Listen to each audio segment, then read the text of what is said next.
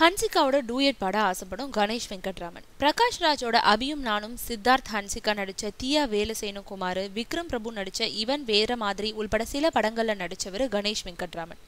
தமிழ்நாட்டுக்காரரான இவர் பிறந்து வளர்ந்ததெல்லாம் மும்பைல தான். இருந்தாலும் வளர்ந்த மண் மீது கொண்ட பாசத்தினால கோலிவுட் சினிமால முன்னணி நடிகராவதே என்னோட லட்சியம்னு சொல்லிட்டு நடிச்சிட்டு வராரு. அப்படி அவர் நடிச்ச படங்கள்ல அவரோட கேரக்டர்கள் பேசும்படியா அமைஞ்சதுனால சில இயக்குனர்கள் அவரை ஹீரோவா நடிக்க வைக்கிறதுக்கும் கதை சொல்லி வந்தாங்க. அதுல அச்சாரன்ற கதையை ஓகே செஞ்சு ஹீரோவாயிட்டாரு கணேஷ் வெங்கட்ராமன்.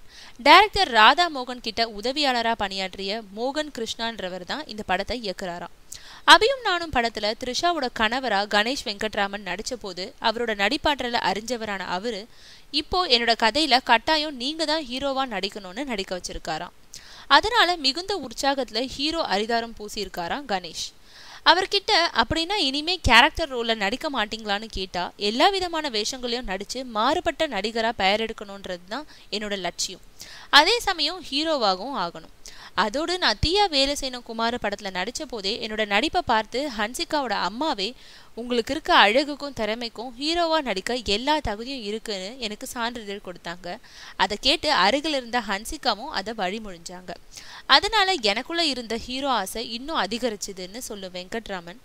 நான் ஹீரோவாவதற்கு தகுதியானவன்னு சொன்ன ஹன்சிகாவோட விரைவிலேயே டூயட் பாடணும்னு இப்போ ஆசைப்படுறேன். அதுக்கான முயற்சியும் ஒரு பக்கம் நடந்துகிட்டு இருக்குதுன்னு சொல்றாரு.